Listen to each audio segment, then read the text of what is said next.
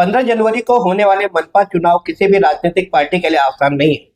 इसीलिए हर राजनीतिक पार्टी ने बहुत सोच समझकर अपने उम्मीदवार चुनावी मैदान में उतारे हैं और उसी सबके तहत भारतीय जनता पार्टी ने भी मनपा चुनाव के मद्देनजर प्रभाग 22 से पिंकी अमित सिंह राठौर को उम्मीदवार बनाया है। हालांकि आगामी मनपा चुनाव के मद्देनजर पिंकी अमित सिंह राठौर की भूमिका क्या है, किस प्रकार से ये चुनाव लड़ने जा रही है, क्या रणनीति है, क्या मुद्दे हैं और किस प्रकार से जनसंपर्क किया जाएगा, तमाम सवालों का जवाब जानने के लिए आइए बात करते हैं पिंकी अमित सिंह राठौर से। मैडम जी नमस्कार। मैडम जी पहले आपको बहुत बहुत बधाई, आपको भारतीय जनता पार्टी ने उम्मीदवार बनाया है। धन्यवाद। मैडम जी, राजस्थानी अधिकांशतः महिला जो पर्दों में रहती उन्हें सक्रिय राजनीति में भाग लेते हुए अधिकतर देखा नहीं जाता, लेकिन आप अलग ही सिस्टम है आपका। आपको अब सक्रिय राजनीति में जिस तरह से भाग लेते हुए देखा जा रहा है, लोगों के लिए एक प्रेरणा भी है। ये सब कैसे संभव हो पा रहा है?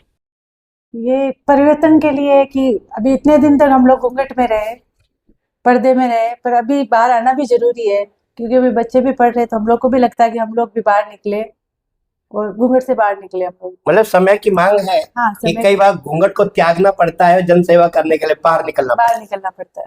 यस। अच्छा, राजनीतिक और सामाजिक कार्य किस किस प्रकार के अब तक आपके द्वारा किए गए? मेरे पति के साथ में मिलके हमने यहाँ पे वार्ड नंबर 22 में कई जगह पे पेड़ लगाए हैं, पर्यावरण का काम किया है। प्लास्टिक का जो घर में जो यूज होता है प्लास्टिक, उस प्लास्टिक को भी अलग हमने उसका भी अलग से काम करवाया है। रिसाइकिल किया है, रिसाइकिल के लिए, हाँ, उसको अलग से भेजा है। और इधर कैपिटल मॉल के इधर अपने 35 नीम के पेड़ भी लगाए हैं। ये हम लोगों ने साथ में मिलकर काम किया। पर्यावरण की दृष्टि से भी महत्वपूर्ण कार्य किए गए।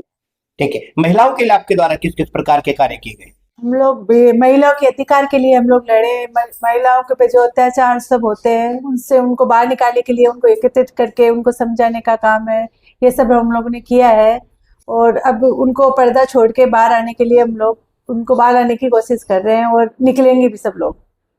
अच्छा, भारतीय जनता पार्टी की ओर से उम्मीदवार बनाया जाना कोई छोटी बात नहीं थी, लेकिन इस बार भारतीय जनता पार्टी ने आपको उम्मीदवार बनाया। आपको कोई राजनीतिक तौर पर कोई अनुभव भी नहीं था, उसके सबके बावजूद भी ये जो बेहतरीन मौका आपको मिला है, उसके विषय में क्या कहना चाहिए? ये भारतीय जनता पार्टी ऐसा है जो माननीय नरेंद्र मोदी जी, मुख्यमंत्री देवा बाबू, हमारे यहाँ के वसई विरार के आमदार श्री राजे नाइक जी, स्नेहा दुबे जी, इन लोग का सपोर्ट रहा और इन्होंने देखा है कि मतलब हम लोग को भी आगे आना चाहिए, इसलिए इन लोग का पूरा सपोर्ट है हम लोग को। आगामी मनपा चुनाव किन किन रणनीति व किन किन मुद्दों पर लड़ा जाएगा?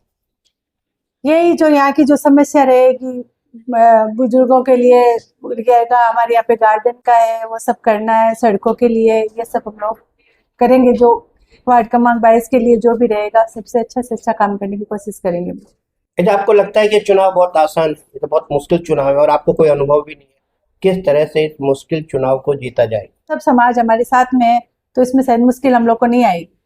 जीत के प्रति कितना सुनिश्चित हो? 100% है। ये धन्यवाद।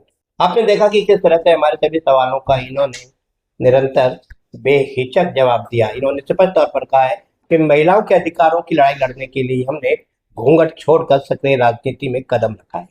हालांकि अब देखना यह होगा कि आगे आने वाले समय में परिस्थितियां किस प्रकार की होगी, किस तरह से चुनाव लड़ा जाएगा, किस तरह से प्रचार किया जाएगा और किस किस तरह का माहौल होगा।